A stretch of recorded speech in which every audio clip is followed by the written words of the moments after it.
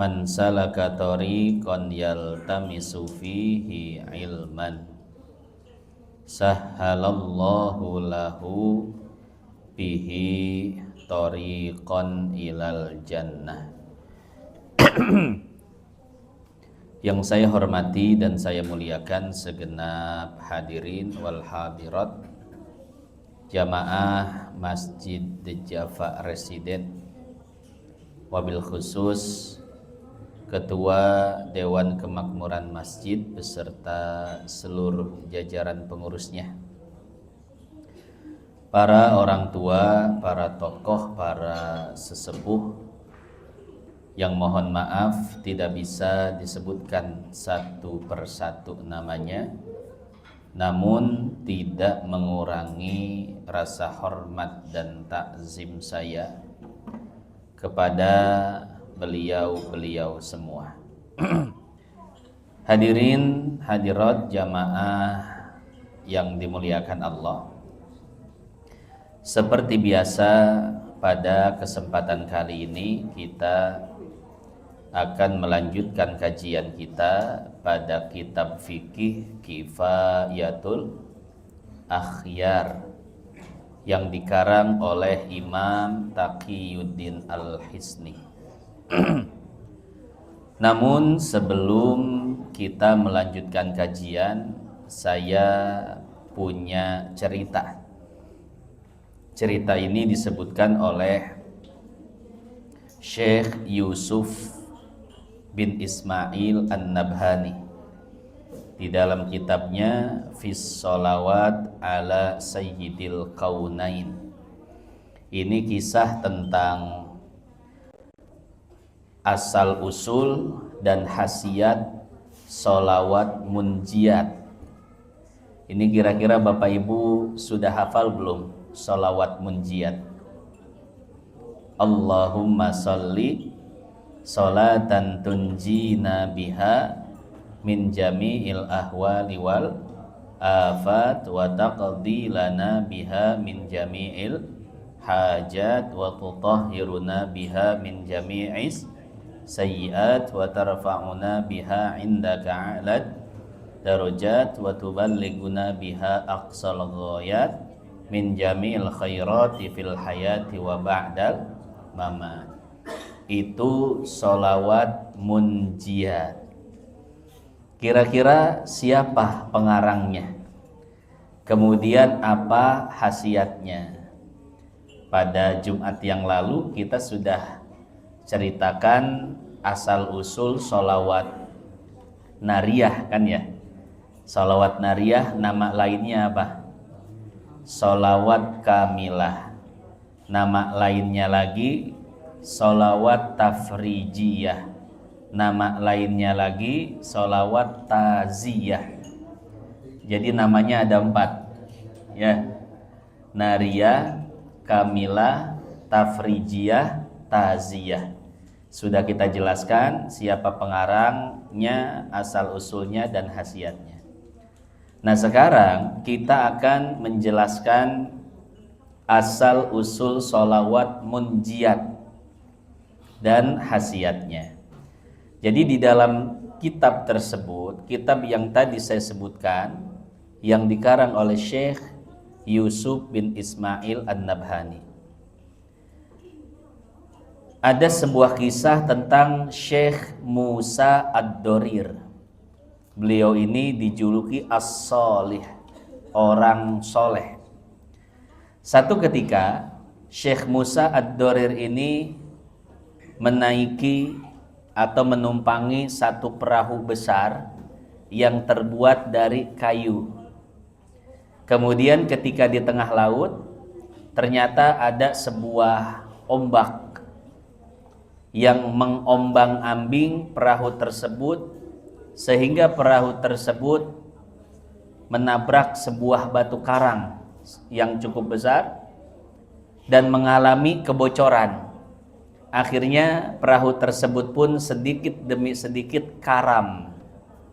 Karam itu tenggelam sedikit demi sedikit. Nah, ketika orang-orang sibuk menyelamatkan diri, Maka Syekh Musa Ad-Dorir ini malah ngantuk. Kira-kira kebayang nggak Bapak Ibu? Orang-orang lagi panik, sibuk menyelamatkan diri, Syekh Musa Ad-Dorir malah ngantuk. Akhirnya beliau pun tidur. Namun di dalam tidurnya beliau bermimpi melihat Nabi Sallallahu Alaihi Wasallam. Di dalam mimpinya itu Nabi Muhammad mengajarkan sebuah solawat, dan solawat tersebut yang di kemudian hari dinamakan solawat munjiat. Diajarkan oleh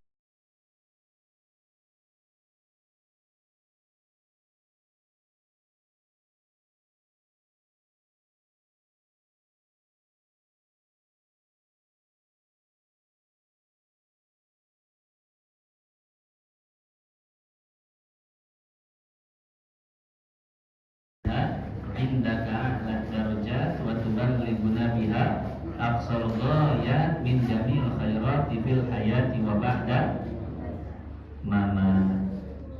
Kemudian kata Nabi, baca sebanyak 1000 kali agar engkau dan penumpang-penumpang lain selamat dari bencana tersebut.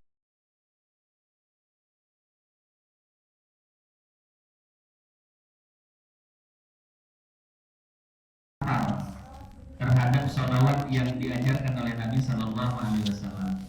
Lalu beliau pun mengajarkan kepada orang-orang yang di sana dan sama-sama membaca sholawat munjiat sebanyak 1000 kali. Dan ketika Syekh Musa Ad-Dorir sudah membaca 300 kali, tiba-tiba perahu yang tadinya semakin berjalan waktu semakin tenggelam, tiba-tiba perahu tersebut naik kembali ke permukaan. Nah, sehingga perahu tersebut pun bisa berlabuh di sebuah pantai dan akhirnya mereka semua selamat dari tenggelamnya, dari tenggelam di tengah lautan. Nah, maka hadirin jamaah yang dimuliakan Allah, dari kisah ini kita tahu bahwasanya sholawat munjiat itu bukanlah karangan seseorang, akan tetapi langsung diajarkan oleh baginda Rasul Sallallahu Alaihi Wasallam. Ya. Dan barang siapa yang memiliki kesulitan dan memiliki hajat, maka hendaklah membaca sholawat munjiat. Berapa kali Bapak Ibu? Itu Ustaz yang agak susah itu, 1000 kalinya.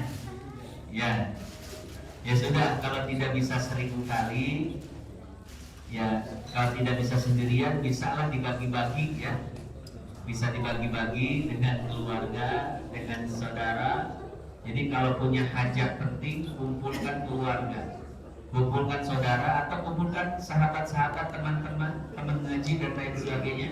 Baca sholawat munjiat 1000 kali, dibagi-bagi. Ya. Nah, mudah-mudahan hajatnya dikabulkan oleh Allah Subhanahu wa Ta'ala. Nah, jadi itulah asal usul sholawat munjiat dan khasiatnya. Ya. Ini khasiatnya sama seperti sholawat nariyah kemarin ya. Bisa melepaskan seseorang dari kesulitan, kemudian mengabulkan hajat seseorang, serta diwafatkannya dalam keadaan husnul khotimah. Yang mirip-miriplah dengan sholawat nariyah khasiatnya ya. Nah, jadi seperti itu Bapak Ibu yang dimuliakan Allah. Baiklah, sekarang kita akan melanjutkan kajian kita pada kitab fikih Kifayatul Akhyar yang dikarang oleh Al-Imam Taqiyuddin Al-Hisni. Masih bab tentang puasa. Bismillahirrahmanirrahim. Tsumma wujubuhu yata'allaqu bil muslimil balighil aqilil qadir.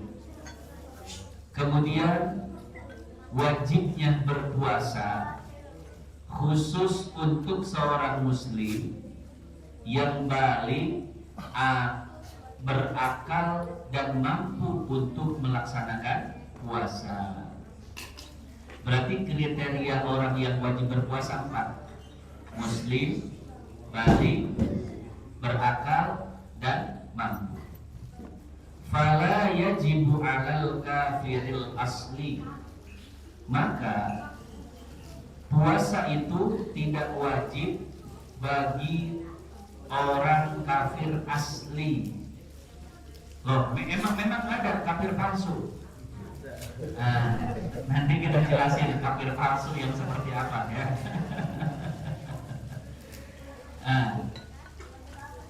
Kewajiban berpuasa, puasa itu tidak wajib bagi kafir asli. Lalu bagaimana dengan kafir yang tidak asli? Nanti kita jelaskan apa maksudnya kafir tidak asli. Li'annahu la yasihhu minhu, karena ketika orang kafir berpuasa maka puasanya tidak sah. In laisa huwa min ahlil ibadah, karena orang kafir bukanlah orang yang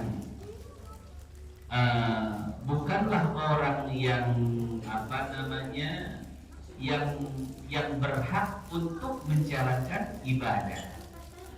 Wa kadza la yajibu 'ala as-sabi wal majnun. Begitu pula yang namanya puasa tidak wajib terhadap anak kecil dan orang gila. Liqaulihi alaihi salatu wassalam, berdasarkan sabda Nabi, rufi'al qalamu an salasatin, catatan raqib atid itu tidak dituliskan terhadap 3 orang. Minhum, di antara yang 3 orang itu as-sabi wal majnun, yaitu anak kecil dan orang gila. Titik. Itu redaksi kitab yang akan kita jelaskan pada kesempatan kali ini. Hadirin hadirat jamaah yang dimuliakan Allah.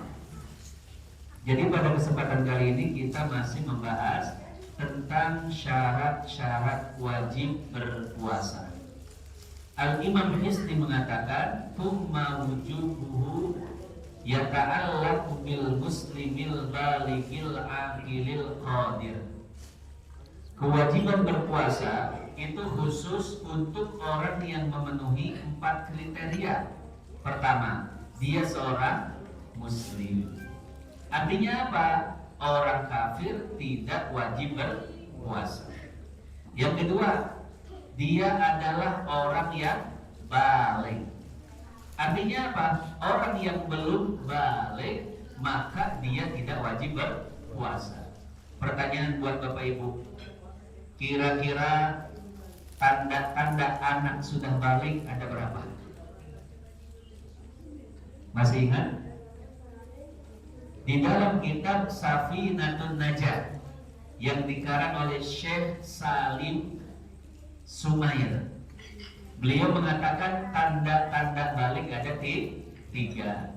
Yang pertama khusus laki-laki, yang kedua khusus perempuan, yang ketiga al-mushtarak bainahuma, untuk keduanya. Pertama, tanda baligh khusus anak laki-laki apa? Yaitu keluar air mani, keluar sperma, ya. Jadi ada ya, anak laki-laki yang sudah bermimpi basah, keluar sperma. Biasanya di atas 7 tahun, Pak. Karena anak laki-laki 7 tahun ke bawah itu tubuhnya itu belum bisa menghasilkan sperma, ya. 7 tahun ke atas baru bisa menghasilkan sperma. Anak laki-laki usia 10 tahun, 11 tahun, 12 tahun itu sudah keluar sperma, baik lewat mimpi atau mengeluarkan sendiri. Ini mengeluarkan sperma sendiri, bahasa Indonesianya apa? Bahasa bakunya onani, ya. Baik keluar dengan sendirinya atau mengeluarkan sendiri, maka anak tersebut sudah menginjak status balik. Itu yang pertama. Tanda balik anak adalah khurujul mani, keluar sperma. Ini khusus untuk anak laki-laki. Yang kedua, khusus untuk anak perempuan, yaitu sudah mengalami menstruasi dengan catatan dia sudah berusia 9 tahun ke atas. Jadi seorang anak perempuan sudah berusia 9 tahun ke atas, entah 10, 11, 12. Kemudian keluar darah dari kemaluan depannya, maka itu namanya menstruasi. Dan ketika itu anak perempuan sudah mendapatkan status balik. Kalau belum usia 9 tahun kemudian keluar darah, itu bukan darah haid namanya. Namanya darah istihadah atau darah fasad, ya. Dan itu tidak membuat si anak perempuan menjadi balik. Itu tanda balik yang kedua, yaitu menstruasi dengan catatan si anak perempuan sudah mencapai usia 9 tahun. Nah, yang ketiga, tanda balik untuk keduanya, anak laki-laki dan anak perempuan, apa? Yaitu sudah menginjak usia 15 tahun. Jadi anak laki-laki kalau sudah berusia 15 tahun, maka dia sudah balik. Walaupun belum pernah keluar sperma, belum pernah mimpi basah, dan belum pernah mengeluarkannya secara sengaja. Ketika dia menginjak usia 15 tahun, maka dia sudah balik. Begitu pula anak perempuan. Anak perempuan yang menginjak usia 15 tahun, dia sudah balik, walaupun dia belum mengalami menstruasi, ya. Nah, jadi itulah tanda balik seorang anak. Pertama, keluar sperma. Yang kedua, menstruasi. Yang ketiga, sampainya mereka pada usia 15 tahun. Jadi kalau disimpulkan, seorang anak itu bisa balik dengan keadaan dan dengan usia. Laki-laki dengan keadaan keluar sperma, perempuan dengan keadaan keluar menstruasi. Kemudian ada yang baliknya dengan umur. Jadi kalau seandainya dua-duanya belum pernah keluar sperma, belum pernah keluar darah haid, maka kedua-duanya tetap bisa balik dengan sampai pada usia 15 tahun, ya. Nah, kita kembali bahwa syarat wajib puasa yang kedua adalah seorang anak sudah balik. Artinya apa? Kalau belum balik, maka dia tidak wajib berpuasa. Walaupun orang tuanya tetap dianjurkan bagi kedua orang tuanya untuk mengajarkan anak berpuasa. Walaupun dia belum balik, bayar. Walaupun dia belum balik, ajarkan dia untuk berpuasa. Biasanya anak puasanya nyicil, ya, setengah hari dulu. Nah, ayo puasa setengah hari, buka zuhur, habis gitu lanjut lagi. Tidak jadi masalah, ya, karena ini dalam rangka mendidik anak. Ya, kita bahasakan puasa pun tidak jadi masalah.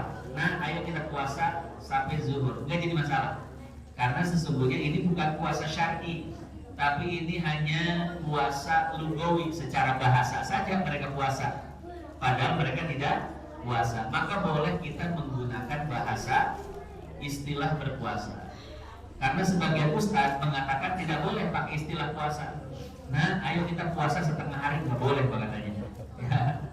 Karena puasa itu harus sampai maghrib. Itu puasa syar'i, puasa untuk orang dewasa. Ya buat anak kecil sebagai untuk melatih mereka, maka tidak jadi masalah menggunakan istilah puasa setengah hari, ya. Nah, itu syarat yang kedua, wajib berpuasa kalau dia sudah balik. Yang ketiga, wajib berpuasa kalau dia berakal. Kalau tidak berakal, maka tidak wajib berpuasa. Ada yang nanya begini, Pak Ustadz, nanti mohon maaf, orang gila di akhirat masuk surga atau masuk neraka? Ada pertanyaan seperti itu.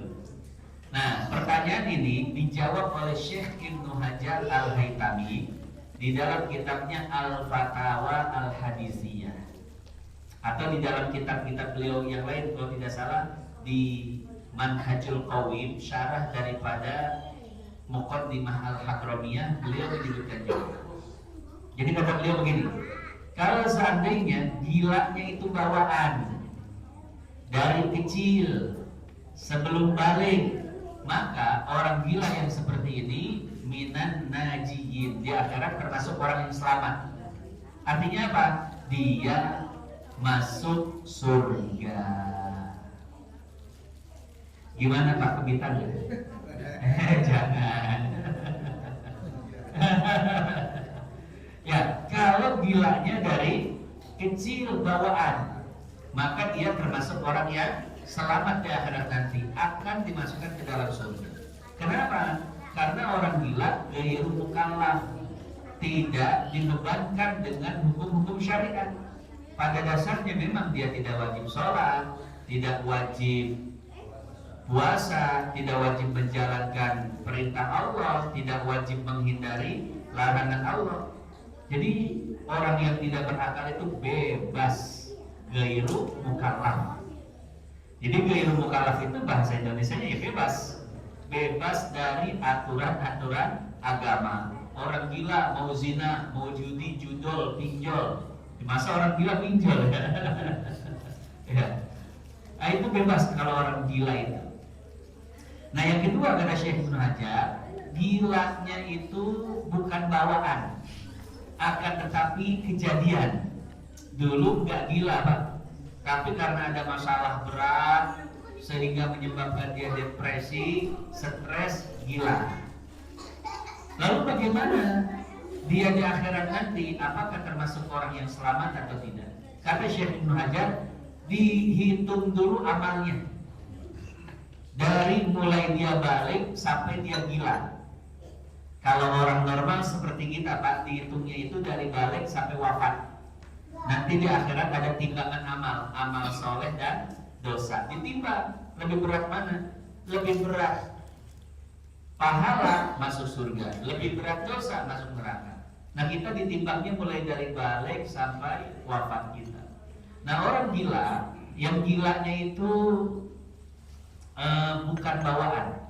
Gilanya itu karena kecelakaan, kejadian apapun itu. Nah, maka dihitungnya itu mulai dari dia balik sampai dia gila. Ya. Kalau lebih banyak pahalanya maka masuk surga, lebih banyak dosanya masuk neraka. Nah, kita kembali bahwa syarat puasa yang ketiga adalah berakal. Orang tidak berakal tidak wajib berpuasa. Yang keempat, syarat wajib berpuasa adalah mampu. Artinya apa? Orang yang tidak mampu berpuasa seperti dia sudah tua, sudah rentah, tidak mampu berpuasa, maka tidak wajib berpuasa. Atau dia sudah sakit-sakitan dan sakitnya itu menyebabkan dia tidak berpuasa, maka tidak wajib berpuasa. Nah, kalau tidak wajib berpuasa, maka apa yang wajib baginya nanti dijelaskan. Ya. Intinya syarat wajib berpuasa ada 4: muslim, balik, berakal dan mampu. Nah, sekarang akan dirinci oleh Imam Taqiyuddin Al-Hizbi. Kata beliau, fala yajibu 'alal kafiril asli. Maka puasa itu tidak wajib bagi kafir asli. Artinya apa?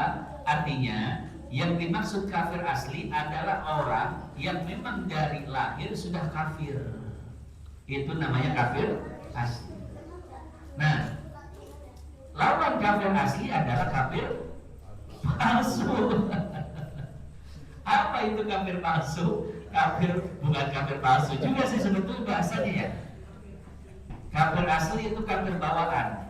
Kalau kafir yang bukan bawaan namanya kafir apa? Kafir buatan. Kafir yang dibuat-buat. Kafir yang menjadi pilihan. Nah, ada kafir bawaan, ada kafir pilihan.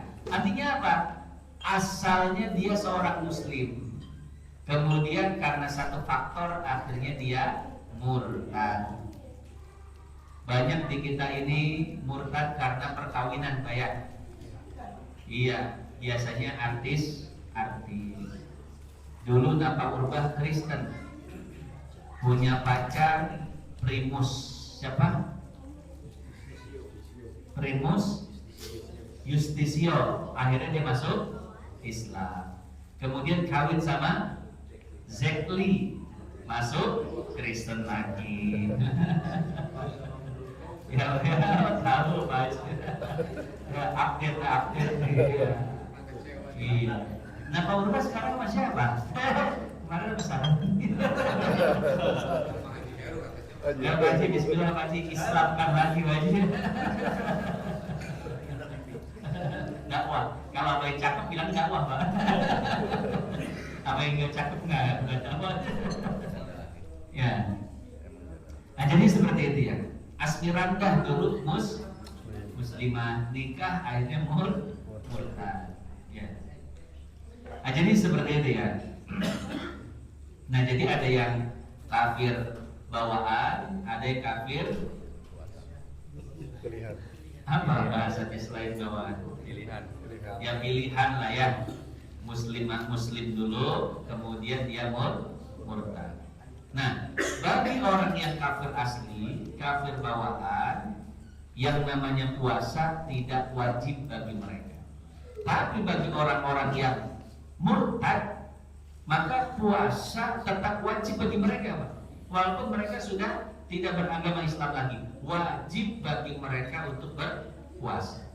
Tapi kalaupun orang murtad berpuasa, maka puasanya tidak. Apa konsekuensinya? Konsekuensinya nanti ketika dia masuk Islam lagi. Misalkan dia murtad selama 10 tahun, Pak.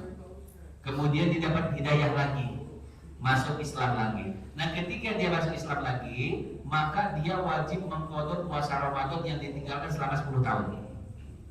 Wah, 30 kali 10 setahun, Pak. Itu konsekuensinya ya. Jadi orang-orang murtad itu ketika dia murtad, maka dia wajib berpuasa. Artinya bukan di masa murtadnya dia harus puasa, enggak. Di masa murtadnya ketika dia puasa tidak sah puasanya. Lalu apa maksudnya? Maksudnya itu nanti ketika dia masuk Islam lagi, dia harus mengqadha seluruh puasa-puasa yang dia tinggalkan selama dia murtad. Sama, sholat juga harus diqadha, Pak. Dia murtad selama 10 tahun, masuk Islam lagi. Sholat selama 10 tahun harus diqadha. Berarti berapa ratus itu sholatnya? Satu hari aja 5, 10 hari 50, sebulan 150, setahun. Nah, iya tinggal dihitung sendiri. Ya, jadi konsekuensi murtad itu, Pak, sangat berat sekali. Ini ditinjau dari segi hukum syariat, ya. Dari segi ibadah syariat, puasa yang ditinggalkan selama masa murtadnya harus diqadha semua. Sholat yang ditinggalkan selama masa murtadnya harus diqadha semua, ya. Makanya nanti orang kafir murtad itu siksanya lebih pedih, lebih berat daripada orang kafir asli. Ya, kafir asli mah ketahuan dia dari awal kafir. Kafir murtad dia pernah mengenal Islam, pernah mempelajari Islam, tapi dia malah murtad. Nah, fala yajibu 'alal kafir asli, tidak wajib bagi kafir asli, tapi wajib bagi kafir murtad. Nah, kita bahasanya begitu aja, kafir asli, kafir murtad. Li'annahu la yasihu minhu. Kenapa orang kafir asli tidak wajib berpuasa? Karena ketika mereka berpuasa pun puasanya tidak sah. Setiap Ramadan banyak, Pak, non muslim yang ikut puasa juga ya. Ya, ya puasanya nggak sah, mereka tidak dapat pahala. Cuman kita jangan ngelarang, biarkan. Walaupun puasa mereka tidak sah, walaupun puasa mereka tidak dapat pahala, bahkan mereka membagi-bagikan takjil, bagi-bagikan makanan untuk orang berpuasa, itu tidak ada pahalanya, ya. Tapi biarkan, jangan dilarang, ya. Mudah-mudahan dengan mereka ikut puasa, mereka bisa tersenang dengan Islam, akhirnya dapat hidayah dan masuk Islam. Mungkin pengen nyobain dulu Pak, nyobain dulu jadi orang Islam. Oh ternyata nikmat, akhirnya apa? Masuk Islam. Biarkan. Jadi ada non Muslim yang mau puasa jangan dilarang, yang mau nyumbang takjil jangan dilarang, atau yang mau kurban. Nah hari raya kurban juga banyak non Muslim Pak, ya entah secara pribadi atau dari perusahaan. Banyak yang non Muslim ingin berkurban. Biarkan. Jangan dilarang, jangan dicegah, walaupun mereka tidak mendapatkan pahala. Cuman begini Bapak Ibu, walaupun mereka tidak dapat pahala dari Allah di akhirat, tapi mereka itu akan dapat balasan di dunia. Ya, lihat firman Allah Subhanahu Wa Taala, wa qadimna ila ma amilu min amalin faja'alnahu haba'an mansura. Hadis ini kemudian ditafsirkan oleh Al-Imam Al-Baihaqi. Apa kata beliau? Kata beliau begini, seluruh kebaikan-kebaikan orang kafir akan Allah balas di dunia. Dalam bentuk apa? Dalam bentuk dimudahkan rezeki mereka, disehatkan anak-anaknya, disukses-sukseskannya. Pokoknya dunianya apa? Senang. Kenapa Allah balas semasing mereka di dunia? Karena di akhirat itu orang kafir tidak akan mendapatkan balasan apapun dari Allah Subhanahu wa Ta'ala, sehingga kebaikan mereka seperti debu yang berterbangan. Faja'alnahu haba'an mansura. Maka jangan iri Pak ya kalau ada orang kafir. Ya orang kafir kan kaya-kaya, ya sukses-sukses. Jangan iri. Kenapa? Itu kebaikan-kebaikan mereka yang Allah balas di dunia. Kalau kebaikan kita dapat dibalasnya, kebaikan kita itu sebagai tabungan dan investasi di akhirat. Makanya ketika kita beramal soleh, berbuat baik, sedekah, menolong orang, maka itu adalah tabungan kita di akhirat. Sudah, kalau di akhirat berarti balasannya di akhirat. Kalaupun Allah membalasnya di dunia, itu cuma bonusnya saja, DP dari Allah. Ya. Jadi kalau Bapak setelah sedekah, ternyata Masya Allah, perusahaan langsung maju berkembang besar. Setelah Bapak memelihara anak yatim, ternyata aset Bapak semakin meningkat. Nah, itu cuma bonus Pak. Itu bukan tujuan kita, ya.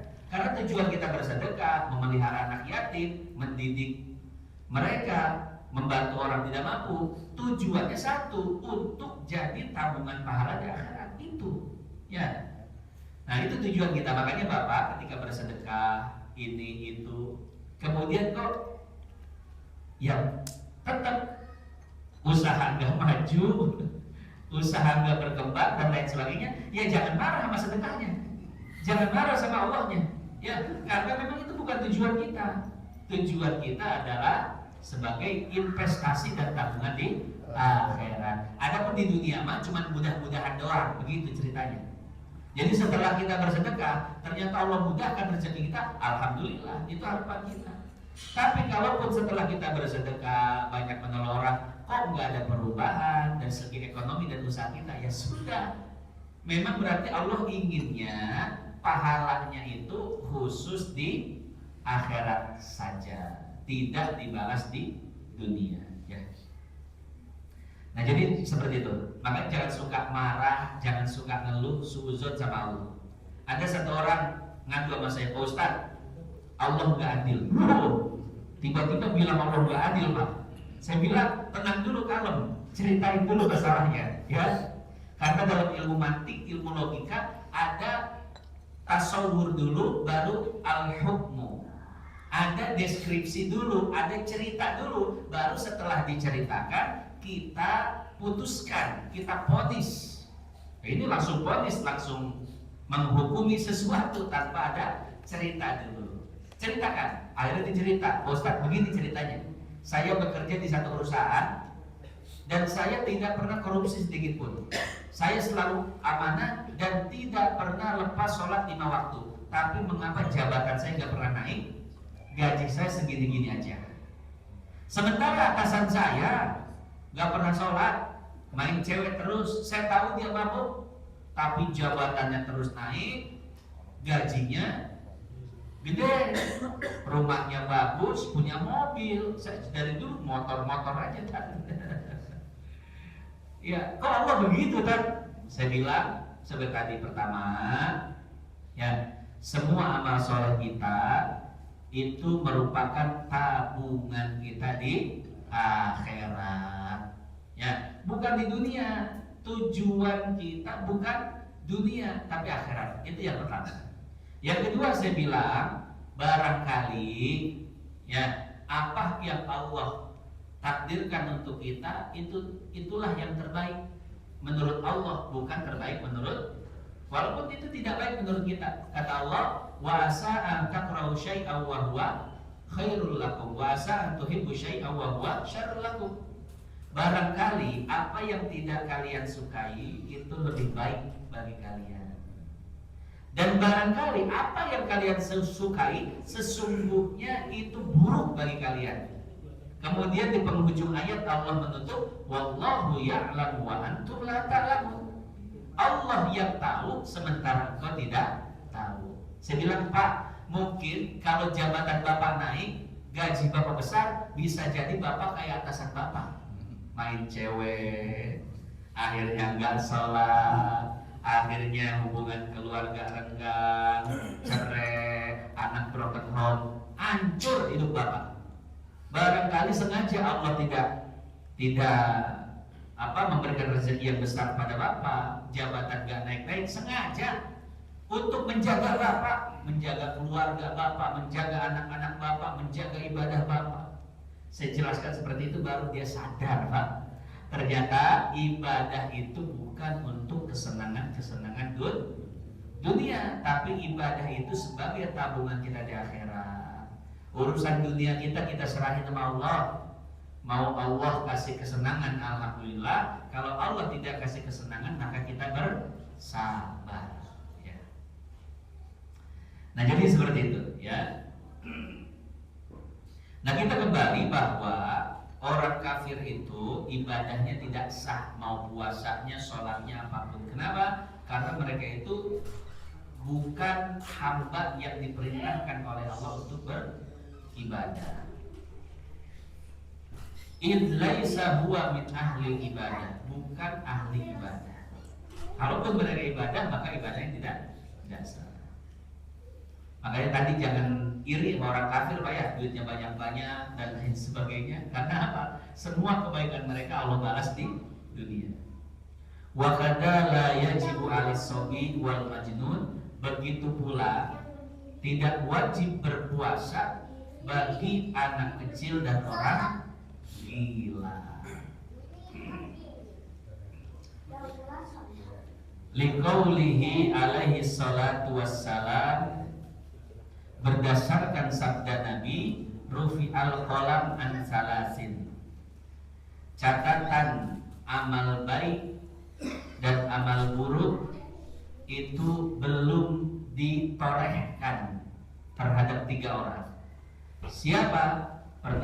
Di antara yang 3 orang itu adalah anak kecil dan orang gila.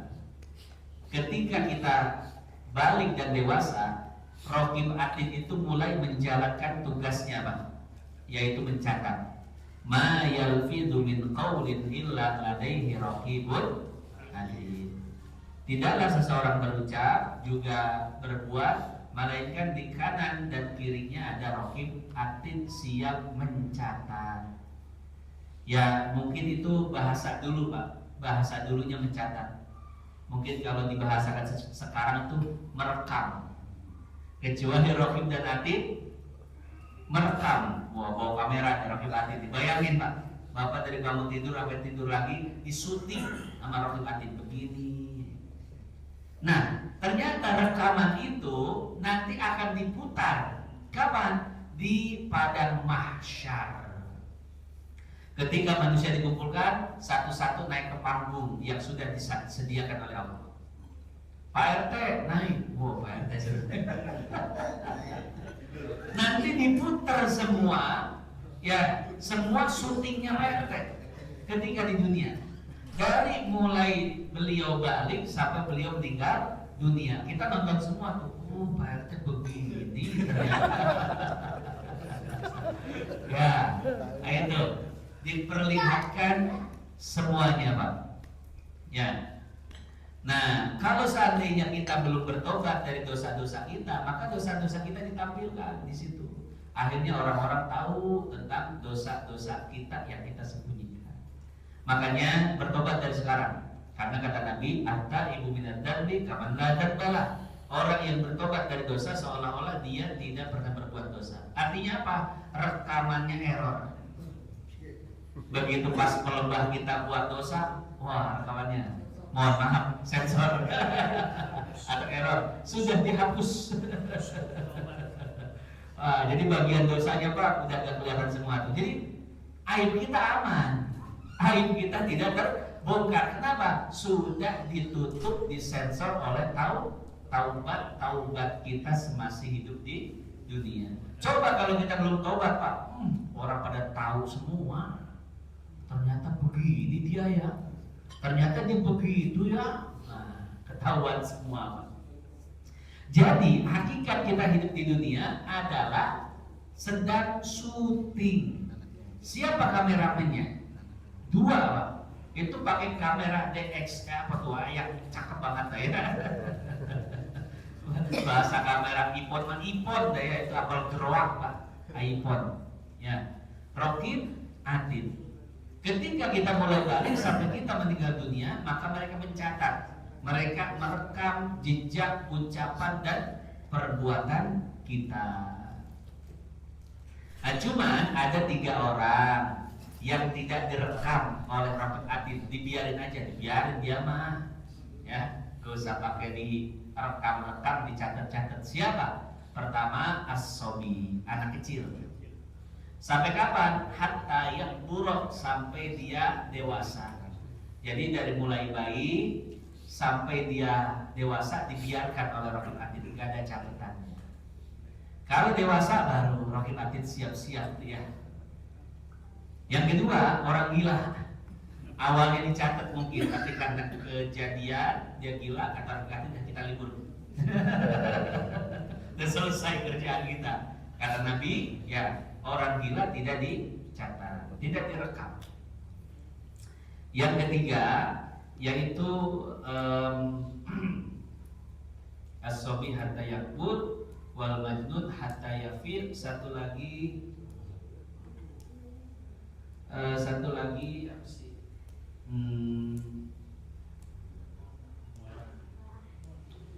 Satu lagi ini hadis riwayat Imam Abu Daud. Saya lupa satu lagi. Kalau nggak salah, orang yang dipaksa, ya, wa mastukrihu ali, orang yang dipaksa. Misalkan dia dipaksa untuk menyembah berhala, kalau tidak akan dibunuh, ya, maka dia tidak akan dicatat sebagai orang kafir, tidak akan dicatat murtad oleh Raqib dan Atid. Kemudian di dalam Al-Jawahir Al-Lu'lu'iyah, syarah hadis Arba'in Nawawiyah yang dikarang oleh Syekh Muhammad bin Abdullah Al-Jurdani. Kata beliau, hal-hal apa saja yang ketika terpaksa maka dia tidak akan dicatat oleh Raqib Atid. Kata beliau, Syekh Muhammad bin Abdullah Al-Jurdani, semuanya, ya, ketika terpaksa tidak akan dicatat Raqib Atid kecuali beberapa hal. Pertama adalah berzina. Nah, gak bisa dia dipaksa zina. Ayo zina, kalau gak zina saya tembak. Nah, kalau seandainya dia berzina tetap dosa Pak. Walaupun dalam keadaan karena tidak terbayang zina terpaksa itu. Ya, kalau terpaksa kata beliau pasti tidak akan betul nggak Pak? Orang nih terpaksa berzina, ya, betul-betul terpaksa, tidak ada peran hawa nafsu sama sekali dalam dirinya. Kira-kira kemaluannya bangun nggak? Nggak bakal Pak. Ya, kalau sampai bangun pengen berarti, ya, itu nggak ada unsur paksaan. Memang betul mungkin awalnya paksaan ya. Tapi ketika melihat objeknya, misalkan dia bangkit nafsunya, iya betul ya. Kemudian dia melakukannya bukan paksaan. Maka kata Syekh Muhammad bin Abdullah Al-Judani, tidak terbayang zina dalam keadaan terpaksa. Artinya apa? Artinya kalau dia tetap berzina maka dosa. Ya. Sama dengan dipaksa membunuh orang, Pak. Ya. Ketika seseorang dipaksa membunuh orang, apakah dia boleh membunuh orang? Tidak boleh. Kata beliau, lebih baik dia terbunuh, maka matinya mati syahid, daripada dia membunuh orang. Ketika dia membunuh orang di bawah paksaan orang lain, tetap dia akan berdosa. Ya. Nah, jadi ada dua hal itu yang tidak bisa dipaksa. Pertama zina, yang kedua membunuh. Kalau seandainya dia berzina, membunuh dalam keadaan terpaksa, tetap berdosa. Kalau yang lain dalam keadaan terpaksa boleh Pak. Bapak Ika terpaksa nggak apa-apa. Anak sakit di rumah sakit butuh biaya 50 juta. Minjem ke sana sini nggak ada yang ngasih. Akhirnya apa? Pinjol 50 juta. Nggak dosa Pak. Yang dosa si pinjolnya aja. Pihak pinjolnya aja. Kita yang meminjamnya melakukan riba karena terpaksa, itu tidak berdosa. Ya. Dan lain sebagainya. Minhum as-sabi wal majnun titik wallahu a'lam bishawab. Saya kira sampai sini saja pembahasan kita pada kesempatan